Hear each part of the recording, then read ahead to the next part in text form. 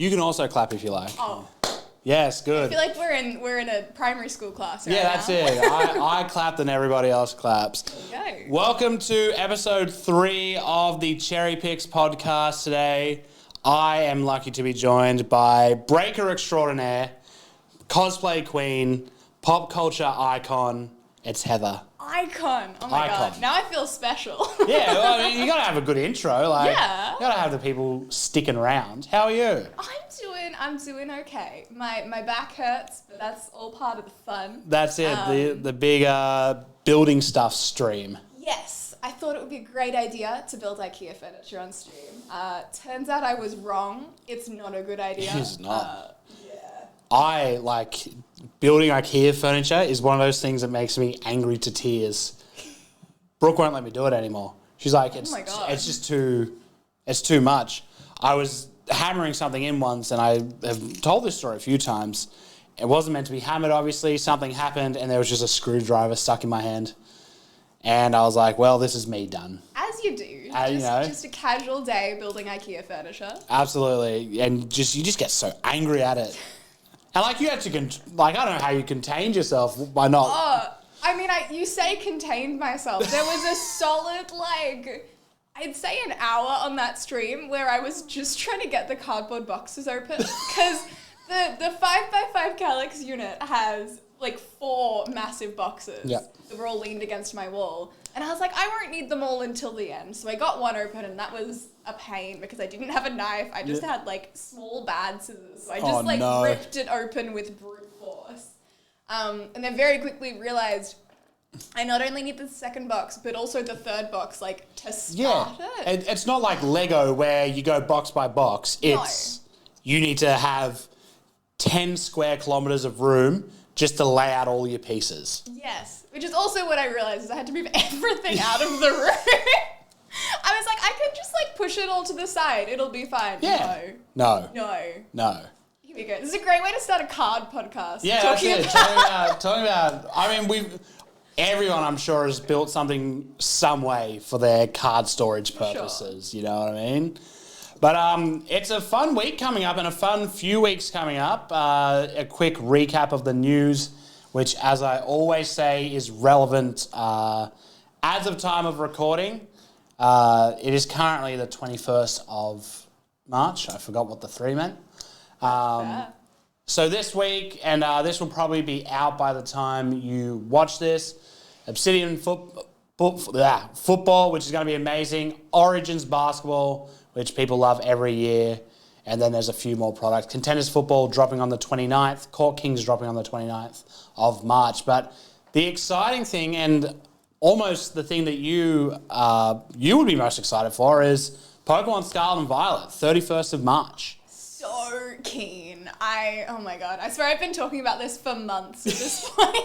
Well, that's the fun part about having the Japan releases is that you do get these months of hype. You do, and you get all the cards, and it's everyone just guessing what's going to come to the English set and what's going to stay in Japan, and oh my god. Yeah, it is going to be a fun day, and it's going to be you had your 1 box breaks and your 3 box breaks. Now this is 6.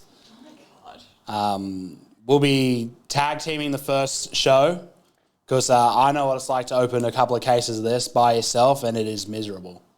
They're going to look so cool though. That is true. And hopefully the love for it keeps you going. But we, of course, have breaks available on our website right now for release day. Case breaks, 1 box breaks, 2 box breaks. We'll have live pack openings. Look how smoothly this is moving. Oh, stunning. My scroll's not working. It's almost like it's automated. Yeah, it is not. But yes, the release of Scarlet and Violet is here finally. A few changes to the product, which, has also come with a higher price tag, which I don't think a lot of the casual collectors are aware that, oh wait, everyone is now $50 more expensive for a box of Pokemon. What's going on? It's because there's extra everything in it.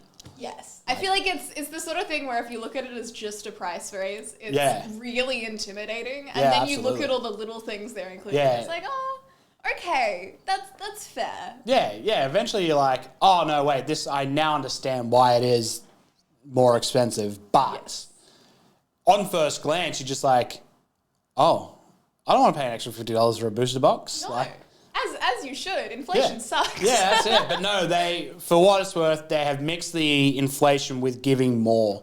And it's a holo per pack now? 3 holos per pack. Wow. Yeah. So I think was it a guaranteed reverse holo and a guaranteed regular holo or something like that. But the last 3 cards, so there's no pack trick anymore. You don't have to rearrange them.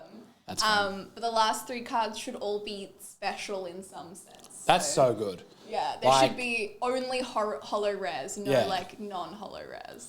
That's good because that means it gets people closer to completing the sets as well. It does. And so at least you can open a box and you might have a few extra holos because you can open a case and not get every holo. No. You can be 3 cases and be like, I've not seen that card yet. And it's just a holo rare. Yeah, it's just something boring. Yeah. Oh, sweet. It's a holo rare hoopla, but I still didn't know it was in the set. No. I wanted the Gardevoir. Yeah, that's it. The art for it's quite cool. Miraidon. I've forgotten the other one's name already. Miraidon and Koraidon? Koraidon, that's right. Past and future. Yes. People very excited for Miraidon. Miraidon's definitely my favourite, Yep. but that's just because I remember when the first Scarlet and Violet trailers came out for the video game, and they were like, look at the things that you get to ride. And Miraidon was this really cool dinosaur dragon bike. And Koraidon had wheels but didn't use them. Yeah. Yeah, he was just on his hands. Yeah. What are you doing? It's I don't know, clearly evolution has come into play somewhere. Yeah. But it's just so... He's like the old Flintstones car, you know? He is. Yabba dabba doo. That's exactly what they were channeling, I think. Yeah, and we have the first look at their cards, and I believe these are a promo set that may or may not already be in people's hands, and doesn't it look good? It's so good, and that's not even the full art no, card. that is that's just this is the basic what we're dealing with from the outro. This is your normal ultra rare, if you will. Yes. And they look great. And EX is back. Yes. I don't know, because I wasn't into Pokemon cards when all of the original. Yeah. I don't know. I feel like letters is the only way, because they just stick letters at the end of that's everything. it. I swear. But I don't know. I feel like it's a really good one to bring back. Yeah. From what I've seen so far, it's definitely paying off. Oh, absolutely. And towards the end of the Sword and Shield era, bringing in all those alternate arts and then keeping them going, because sometimes they start a new thing, and I think Radiant was this is one where it's this is going to be relevant for 3 sets and you'll never think about it again. Yes. Anything that gives me a Radiant Charger bug, I ain't down. I'm not down with that. I swear I have seen so many Radiant Charger bugs in the last few weeks. Get him out of here. No one needs Radiant Charger bugs. But I will be. I'm gonna be a bit sad to see the Rainbow Rares go, because You're a fan? I don't know. I wouldn't say a fan, but I just thought they were cool. I feel like when you saw a full art, you were like, this is great. And when you saw the same thing in a Rainbow Rare, it's just it felt special. You knew it was a good card. Yeah, it was beautiful. And it does give off that very much. This is something super cool. It's all rainbow. It's all sparkly. Yeah. Get the magpie vibes. I saw the preview image for this and I was like, I need to bring it up. Look at this thing. It's just 4 mice. Look at them. I saw, oh my god, I could not remember what the creator is called, but I saw this video of a creator who made, it's got the 2 big mouse as a pin, and so that's what you pin on yourself. And then she's made them magnetic, so you can get little pairs of the baby mice, and you can magnetize them, so you can put as many as you want on the one pin. Catch me not getting through the airport because I have 62 mouse hold mini pins. It's a mound of mouse holds. I'm walking through, my shoulders drop down, I've hyperextended every ligament there for the sake of having a mouse colony. Yes, yes. As you do. Because how else are you going to support this addiction? Yeah, absolutely. So this is just the base card, if you will. I don't think it'll be hollow, but even like the art behind that is still amazing. It's like, I feel like it's so simple, but it's so perfect. Yeah. Yeah, they have little beady little eyes. Their little faces. Yes. It's so good. That was like, I do want to read, like, I want to read the Pokédex entry for these guys, though, because if they've been put on there as, like, one Pokemon, then I want to know, like which one has the brain, which one has the heart. Like, I want some disturbing backstory. So apparently, and I've played the game, and I had the same thing, and so I was like, what is the deal with these? Is it just forfeit? Like, is it? I thought it might have been when I first saw it, like a psychic type, and it's like a hive mind sort of thing. But no, apparently it's just like two of the little individual mice, hang out, and then two of the baby ones just come and join them. It's not like a parental bond or anything. It's just... They just feel like hanging out. Hey, here's two little mice that have popped up out of nowhere. Stunning. So they're just like, hey, let's all be friends. Yeah. Yeah. Yeah. That's so wholesome. Yeah, like a little share house of little mice fellas. Like, Except I assume they don't pay rent. No, definitely not. Definitely not. But yeah, it's super strange. And like, it's such a crazy concept. And I hope like they go into it in the show. Just explain to me how this works. Oh my God. I need to see that. I need to see like the children understanding. Yeah. Yeah, I feel like that'd be such a cute thing. But like, it's like Phalanx and Execute, I guess, at the end of the day. It's just a bunch of fellas hanging out. That is honestly very true. Although I feel like Execute makes so much sense. Yeah. It's just like eggs. Yeah. And like, you know, they can't move that easily. No, where are they going? No, they're just going to sit there for a bit. In a set of 6. Yeah. But these guys, just a bunch of mice with some young mice friends. Yeah, they look like they're on a road trip. Yeah, this is like a family outing. Like, they're off to, like, Jamboree or something. Honestly. They're going to have a great old weekend. Yeah, potentially going fruit picking or something in this one. Like, yeah, I could see that. They're going on a little hike. Yeah, they're going somewhere together. But apparently it's not family. No. Unrelated... mice. Just a bunch of mice hanging out. Yeah, just innocent mice. They were roommates. Yeah. One of the things they are bringing back on the topic of art, though, is these incredible, like, conjoined storyline artworks. I need more of these because they're. Oh my God! I love. I don't even have words anymore. Yeah. I've been watching these in the Japanese set for so long with like the Ralts and the Kirlia and going into Gardevoir. Yeah. I just think it's so sweet. And I feel like the longer you look at the cards as well, the more you notice all the tiny things. Yeah. Like, all the photos have like the younger versions of them in it, like growing up, and it's just so sweet. It's incredible. Like, and it's the sort of thing that you more want to do a set, because right now it's so hard to do a set. Like, 216 numbered cards, and then you have, like, the 54 others, and then you have the Galarian Gallery. Yep. At least with this, you can be like, I just want to collect my little Ralt storyline. Yeah, I just want these 3. Yeah, give me my Ralt storyline. I want to see them grow old with their Gardevoir sort of thing. Then, like, you kind of think about it, like, Pokemon touches on some pretty sad stuff. Like, I don't know if I'm ready for that. No, I don't know. I feel like sometime soon they're going to add another card and it's just Gardevoir, like, standing by graves. Because they did the thing with the hats. It's just got to be like a depressed Gardevoir wearing a funny hat at a grave being like, well, this sucks. Yeah. Like, the dress is now black because she's so depressed. Emo Gardevoir as the 4th card. I'm here for Emo Gardevoir. Yeah, I feel absolutely. like that would be a great story. Absolutely. That's so awful. But I don't know. But I feel like this is like, it's like a step up from the Crown Zenith Galarian Gallery, like the ones that fit together. Yeah, you can put them together. Yeah, except that this, I feel like, rather than just like the background carries over, it's like, it's deeper. Yeah, it's got meaning. The story is the card. It is. And surely they keep it up. Like people have reacted to this so well. well, at least Western side. I don't know if surely the Japanese collectors market are also like, this is amazing.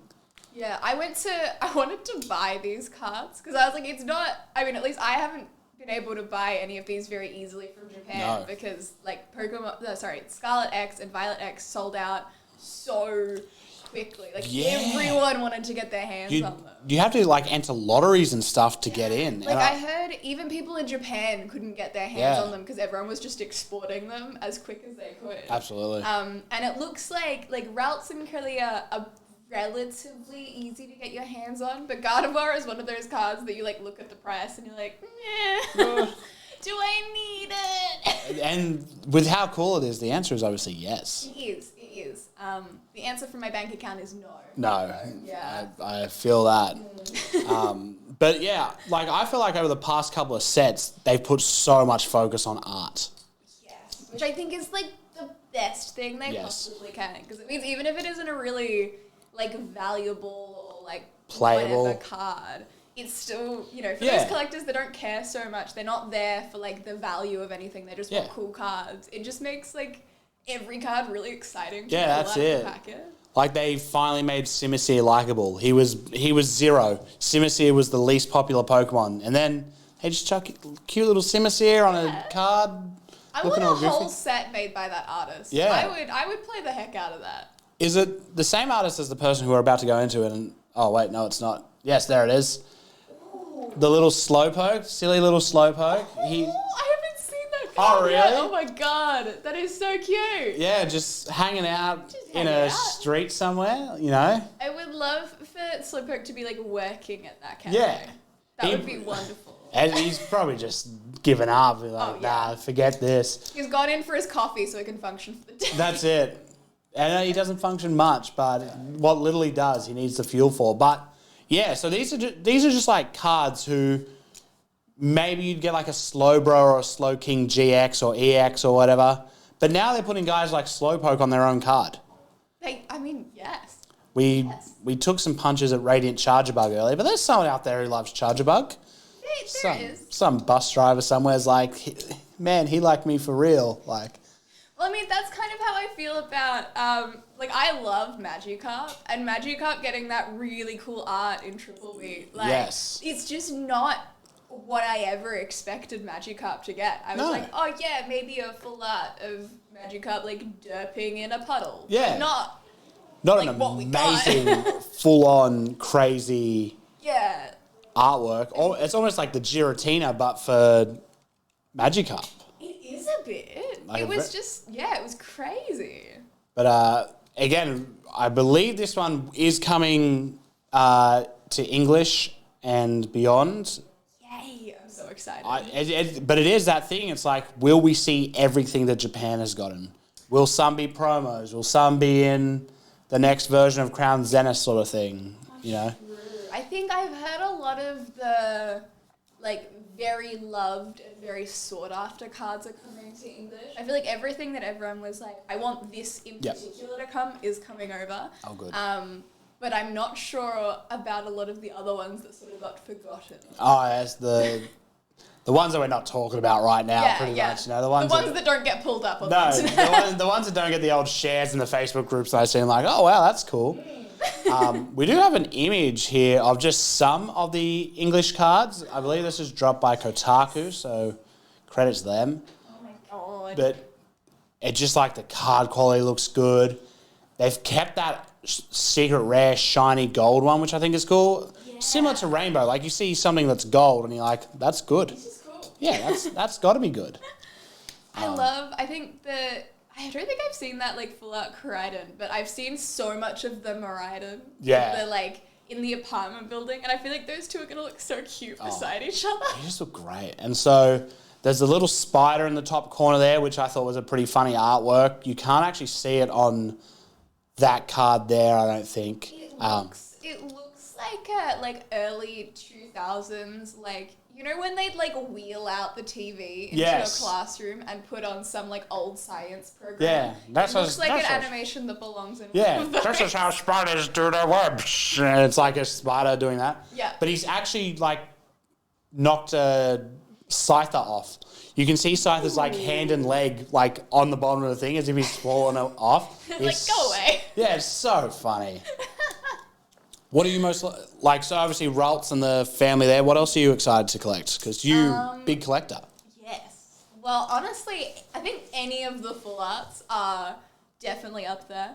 I found it really funny. I feel like it happens every so often, but like when the trainer arts are the most sought after. So I really want to see in the English set, because it's like the Scarlet and Violet X and Triplet Beat combined. Yes. I want to see who reigns supreme out of Dendra and Miriam. It's going. I will put a lot of money on Miriam winning that one because she's so wholesome as well. She is, but there's also Dendra. Mind you, yeah.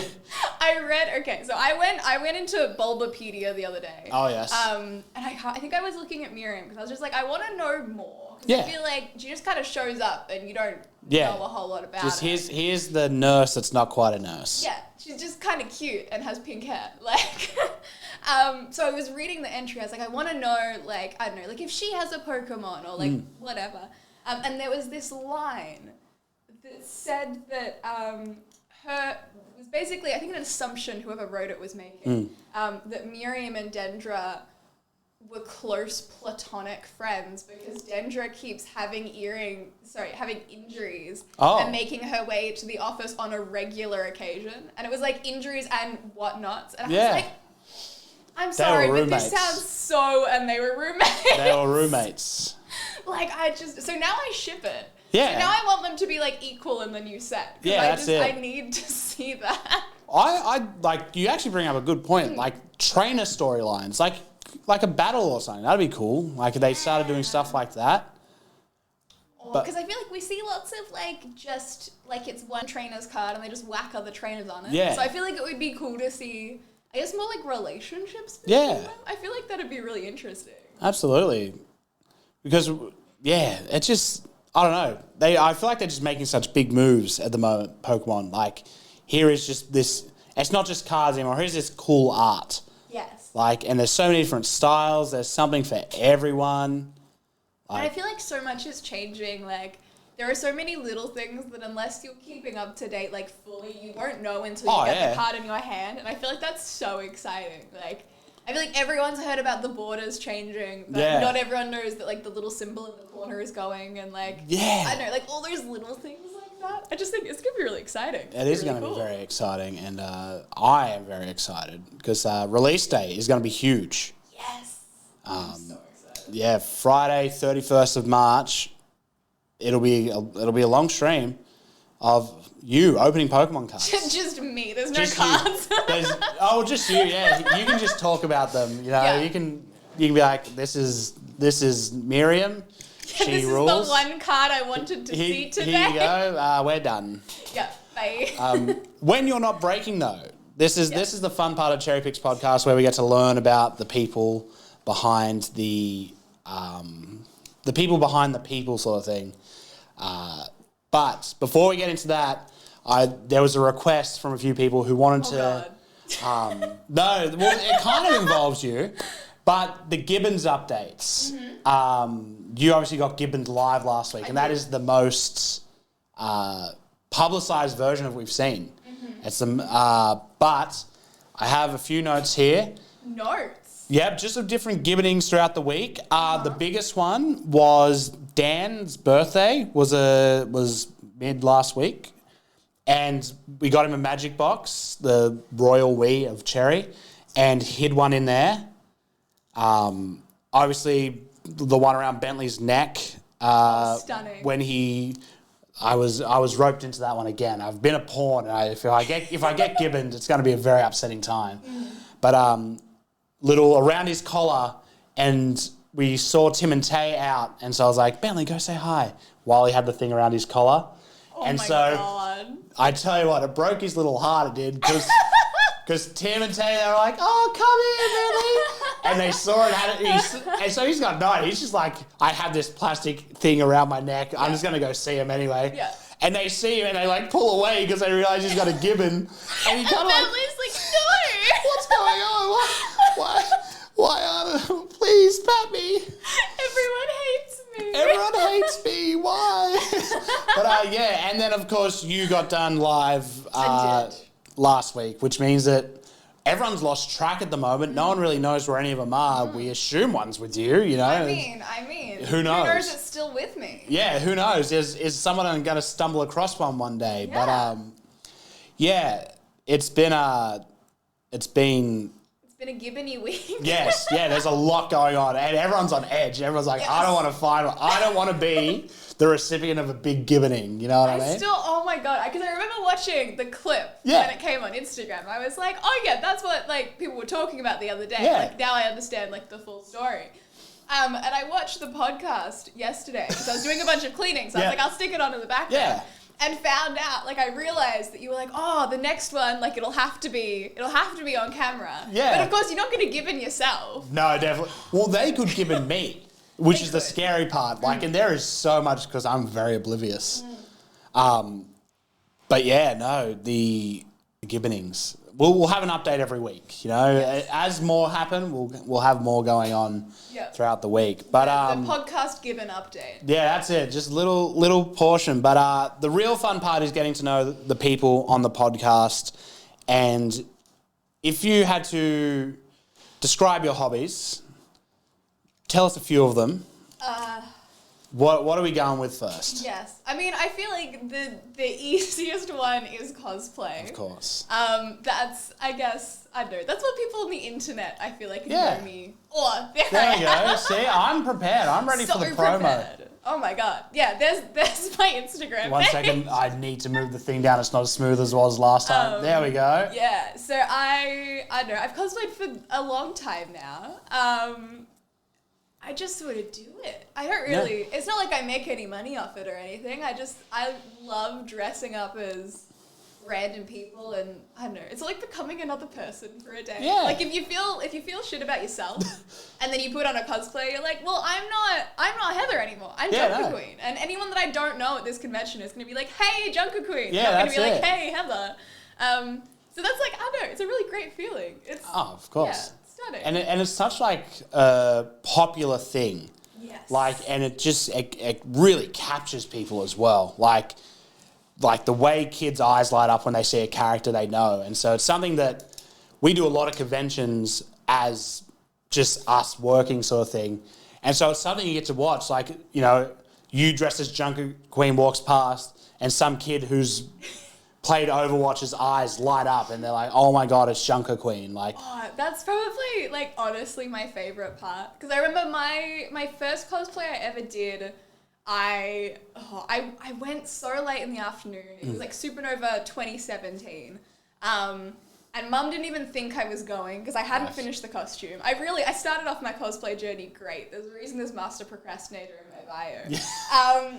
But I like finished it the day of. I'd made it out of like this paper book that I found at Spotlight and I just spray painted it. I had these little like silver knives I made out of cardboard and it was a bit of a mess. But I was like, it's my first convention and I had this, for some reason I got it into my head that I had to cosplay. Like I couldn't go to the convention unless I cosplayed.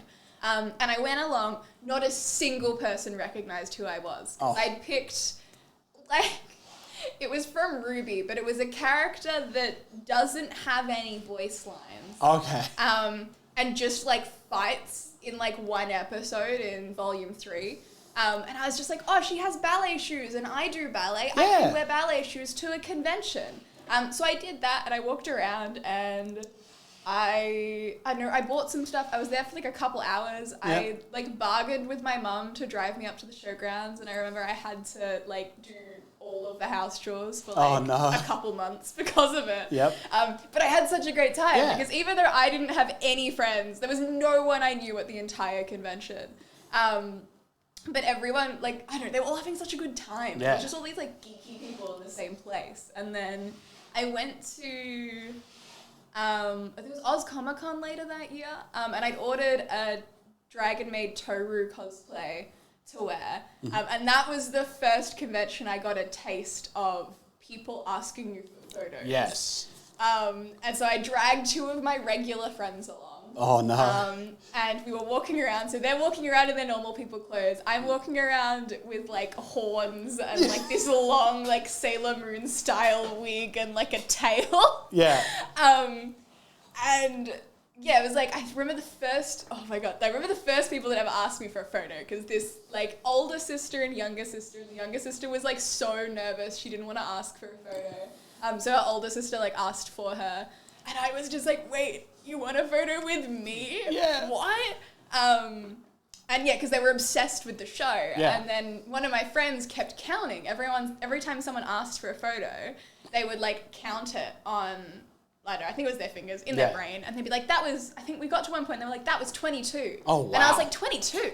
Like, there have not been that many people. And she was like, yeah, there were. Yeah. I was like, oh my God, because it felt so good. Yeah, absolutely. And yeah, I think that's sort of what got me hooked, because it was just so cool to, like, I don't know, become someone else. And people are like, oh my God, look, it's that person from that thing. And you're like, oh my God, I'm the person I'm from the thing. I'm the person from the thing. Yeah. Because you, like, I don't know how it works, but Marvel has invited you to do stuff in cosplay. Yes. That's crazy. It was really crazy. I think it was, because I don't have that many Marvel cosplays. Like, at the time I had Scarlet Witch, and that was it. And they basically, I think I tag whoever, like, produces whatever character I've cosplayed on whatever post I post. You have to be on just that, in case. Yeah, you have to be on that tag game, the hashtag game. If you're not on that, you're not trying hard enough, honestly. So I'm like, they're probably not going to see it. But on the off chance I do, I'll feel special if they like my post. Yeah. So we're just going to put it out there. So I've been tagging Marvel for, like, ages on all of my Scarlet Witch posts. And then when we were starting to, like, get out of COVID and the Black Widow premiere was happening, I think it had actually, I can't remember if it came out over COVID or not, but it was, like, one of the first weeks we were out of lockdown, so it was all a bit, like, iffy on when things were releasing. So I also had an invite to that. So that was at the Jam Factory, I'm pretty sure, in South Yarra. And so that is how, like, I'm pretty sure I had met you at a convention beforehand, and then that's how, like, I was like, oh, she looks familiar. And yeah, I remember that was mask up during the thing. That was you know, don't even look at someone you don't know sort of thing. So, but yeah, you were there. I was. They reached out over Instagram and were just like, hey, like, would you like to come to the Black Widow premiere as a cosplayer? And I was like, I would love to. Here's my email. And then I think I just got added to, like, the email list for Marvel stuff. That's cool. So I've gone to a few since then. But that one was so weird because it was, like, my first experience. Because all the cosplayers at, like, the Jam Factory premieres, or at the Marvel ones, I guess, they get all the cosplayers to go and do, like, some big group photos. So you're meant to get there, like, half an hour early. And then they usually give you a bit of time to get some solo stuff before all the guests arrive. I arrived a bit late and had no idea what was going on. I, like, went to line up and I was like, but there's no other cosplayers in the line. No. Like, why are they all over there? I'm like, can I cut the line? Or were they, like, waiting at the start? Did they all show up as a group? So yeah, I went and they were like, oh, are you one of the cosplayers? I was like, yeah, I am. And so I went in, I got, like, 2 photos because I missed the rest of them. And then, we just filmed some stuff for the interwebs. How fun.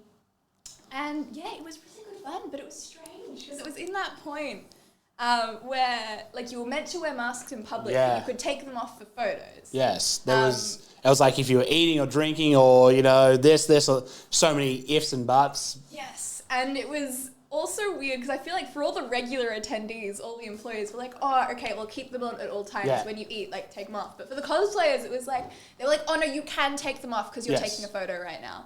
And it was like, okay, but then they, like, wouldn't tell you to put them back on. It was like, I want to put it back on, but do you want more photos? Or what's I don't know what you want. That's so cool. And so, obviously, you have the Marvel ones and all, you know, all the big ones, but you are very good at a range of cosplays that I find amazing, which is sexy characters who aren't sexy. Yes. And so, 2 that I remember the most, Grogu, which is incredible. And Enderman, which was very recent. Thank you. Incredible. Let's talk about that. I honestly, I think, because Baby Yoda happened like not long after the first season of Mando happened. Yeah. And at the time I was like, oh, I wanted to do a Battle Bunny Riven cosplay from League, and that was like a normal-ish thing. So we made like a big carrot sword and stuff. Normal. And then I think Scoob was about to come out, so I was making a Daphne cosplay, but I wasn't really feeling it. I don't know. Like, it's a cosplay, but I just wasn't, like, feeling the character. Yeah, Daphne's, at the end of the day, just a girl. Yeah, you pretty much. And, like, it's in a kid's movie, so there's not a whole lot of dimension there. No. And then I was like, I saw, oh my god, I can't remember her name. It's Avant something, but she does a whole lot of really cool cosplays, and I think she's a little bit off the internet at the moment because she's doing an internship, but she did a really like cute and cozy Baby Yoda cosplay with her and her cat as Baby Yoda. Oh, yes. And so she made this like big gown and the little wig and all that, and I was like, oh my god, I should do Baby Yoda. Yeah. And I thought, as a very tall person who, I don't know, I feel like every time I show up to a convention and people are like, you're too tall. Yeah. I'm like, well, I'm sorry that I decided to wear platform heels today. I was like, that would be really funny. So I asked the internet, I was like, should I cosplay Baby Yoda to Supernova? And they were like, yeah. There are also a lot of people that were like, no. But I was like, screw you, I'm going to do it anyway. Yeah, that. Haters. Oh, yeah, of course. Like, Baby Yoda, the answer is always yes. Yes. So I did it, and I made it. And then the morning of, I thought about doing Sexy Baby Yoda, but I was like, there's that real if of, like, he is a child. Yeah. He's also 50 years old. So I was like, fine. I feel like it's that weird point. So I didn't. And I was going along with a friend for the day. And they were like, we're going past, like, Southern Cross Station. Like, do you want to go get fishnets? And I was like, I don't think, like, that's a lot of, I don't need fishnets. Yeah. But we could do Sexy Baby Yoda. And I was like, I could do Sexy Baby Yoda. That's it, I'm in. Yeah, so we went to one of the stores at Southern Cross, bought fishnets, I changed into them in the shopping centre bathroom, and then we got on the train to go out. And it was so funny because I was walking around the whole day with this massive gown, so no one could see my legs. There was just nothing there. And for what it's worth, at these events, if you've never been in a major city that has a cosplay attracting anything, in the nicest way possible, it is the craziest thing ever. Oh, like, it so is. People just in costumes everywhere. Like, you walk through Crown after a convention, and there's just people walking through, like, Superman will be walking through, and then after that, Sexy Baby Yoda's walking through, you know? Like, it is wild. Like, it's just something you need to be a part of once. It is. And I feel like especially, I don't really go to Supernova anymore, but when I did, it was the train, because you had to get a train out and they run, like, event trains. It was literally just a train full of pop culture characters. Yeah. Like, people with massive armor and, like, massive swords to people in, like, you know, little anime dresses. Yeah, that's it. It was so cool. But yeah, Baby Yoda, I just walked around the day. People would be like, can I have a photo? And I'd be like, yeah. And I'd do a normal photo. And then, because they usually take lots, I would do another one where my leg was poking out. That's so good. And they'd be like, oh my God. So it was a fun day. And then I think after that, I loved the memes. It is amazing. Like, it is something that is so funny. And then obviously, last weekend was... Or the weekend before was Sexy Enderman from Minecraft. Yeah, for Game Expo. Again, I was like, I want to do something new and I want to put in minimal effort. So I will make a cube. Yep. And I will find some black outerwear. Yep. And it happened. Incredible. Yeah, it was really funny because I couldn't see in the box. I hadn't thought that much through. I was like, if there's light, I might be able to see through the eyes. No. Could not see. So a lot of the day I had the box off and I was just carrying it, and then someone would like walk beside me and sit the eyes at the right angle because they couldn't tell who I was. I was just a person wearing white clothing, and then they would like catch a glimpse of like the right side of the box, and they'd be like, "It's Enderman!" Oh my God, it's Enderman! Oh my God, yes. That's so good. Stunning. I love that, like, moment of realization. Yeah. It's so good. Yeah, like, oh, is this a goth? And then it's like, no, it's Enderman. Like, no, it's someone who had a really bad cosplay idea, but it's funny. Yeah, it's worked out perfectly. Absolutely. I want to see it get even more arbitrary. Just go full beyond, like, sexy inanimate objects, you know? I mean, I did have a thought. I saw someone cosplay as the Pixar lamp?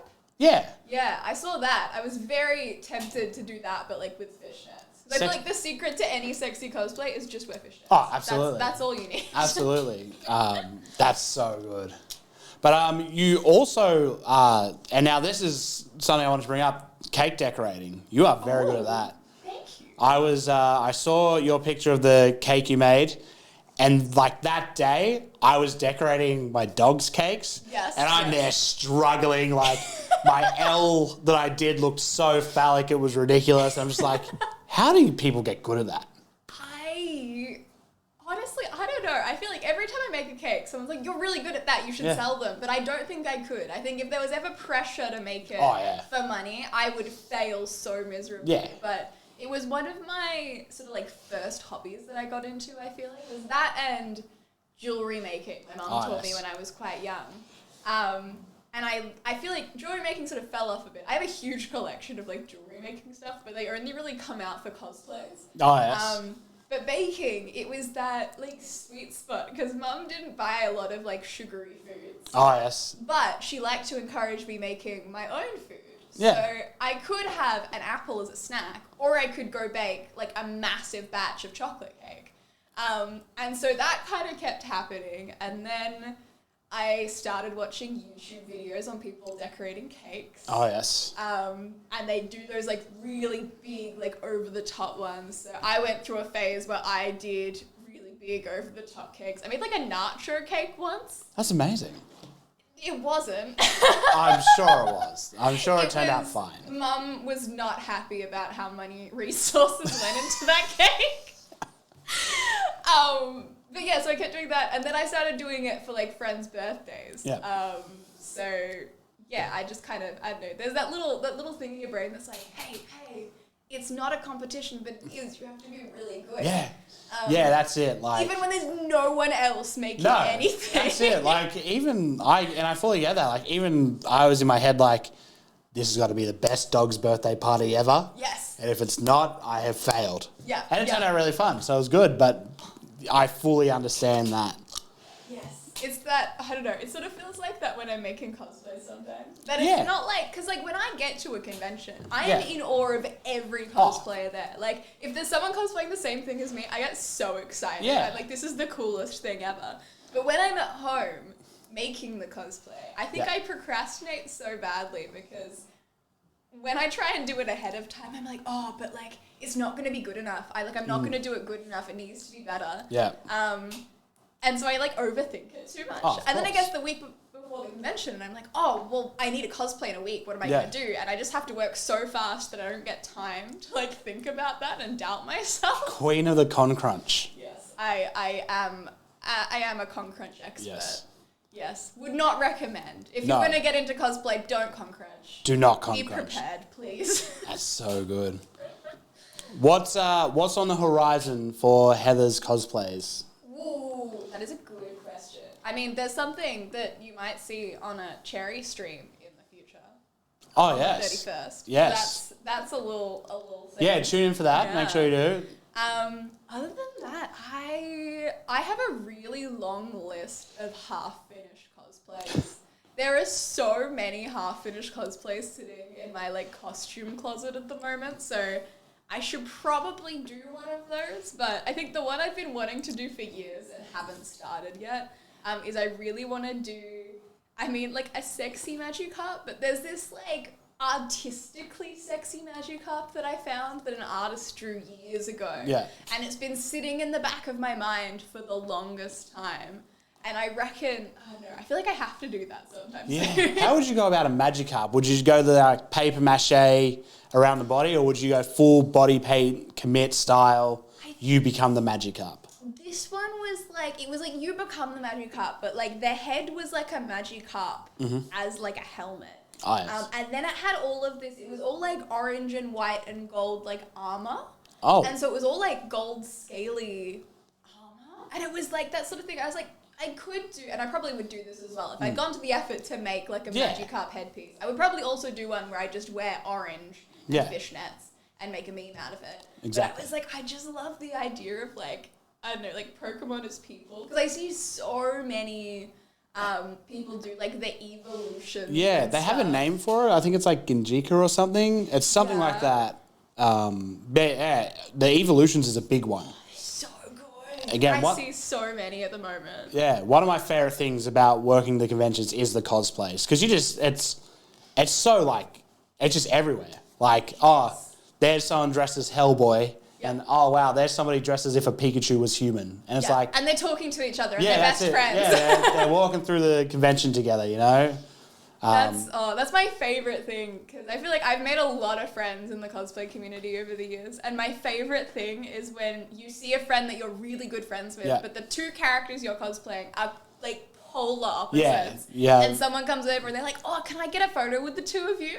And it's just like the most beautiful moment. How many people are dressing as? How many people are like, you know what I love? Hellboy and human Pikachus. Oh, absolutely. I want a photo with both of them right now. Right now. And you're standing there like, are you sure? Yeah, are you sure listen, you can tell me to get out the photo. I won't be offended. Yeah, no, that is fine. tell me to go away. Yeah. And they're like, no, I need sexy Enderman and Harley Quinn in the same photo. Yes. Absolutely. Because, like, how else are you going to say you went to a pop culture convention? Yeah, that's it. Hey, I'm here with cosplayers. Yeah. And that's what cosplayers are. We're all just, like, derpy geeks that want to escape the real world for a bit. It. Get out of it and enjoy, like, dressing as somebody else, being somebody else. Yes. It's the best feeling.